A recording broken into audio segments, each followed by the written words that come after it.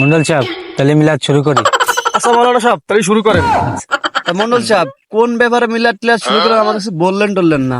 হয়েছে কি, ব্যবসায় খুব খারাপ অবস্থা আছে, এই জন্য ইমাম সাহেব একটু ডাকছি। ইমাম সাহেবের সাথে তোমরা খালি একটু আমিন কবা, বলা তো যায় না কোন সময় কার দোয়া কবুল হয়ে যায়। এই জন্য শিয়াল কুকুর মুনাফিক একটু দাওয়াত করলাম। তা মন্ডল সাহেব, আপনার কোন ব্যবসায় লস গেছে?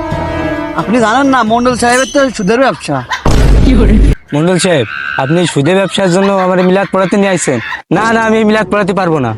দূর বেটা, কিসের সুদের ব্যবসা করি? আমি তো সমাজ সেবার ব্যবসা করি। তা মন্ডল সাহেব, সমাজ সেবার ব্যবসা আবার কি? মিয়া, মানুষ যখন ঠেয়ে পড়ে তখন তো আমার কাছে সুদে টাকা নিতে আসে। আমি তো টাকা পয়সা দিয়ে মানুষের সেবা করি, এটাকে সুদ বলে না, এটাকে সমাজ সেবা। আপনি দোয়া পড়াবেন না কেন? আমি কি সুদের ব্যবসা করি? আমি তো সমাজ সেবা করি। সমাজ সেবার জন্য দোয়া করা জায়েজ আছে। না না মন্ডল সাহেব, আমি তো সুদের ব্যবসায় মিলাদ পড়াতে পারবো না। আরে ইমাম সাহেব, আমি তো সুদের ব্যবসা করি না, আমি তো সমাজ সেবা করি। মিলাদ পড়ান। আচ্ছা, তাহলে সবাই মিলে মুনাজাত ধরি আমরা। আল্লাহ মন্ডল সাহেবের সুদের ব্যবসায় লাল বাতি জ্বলুক। যারা যারা মন্ডল সাহেবের থেকে টাকা নিচ্ছে তারা যেন গ্রাম ছেড়ে পালায়। আল্লাহ মন্ডল সাহেবের মতো যারা সুদ খায় তারা যেন ঠাটা করে মারে।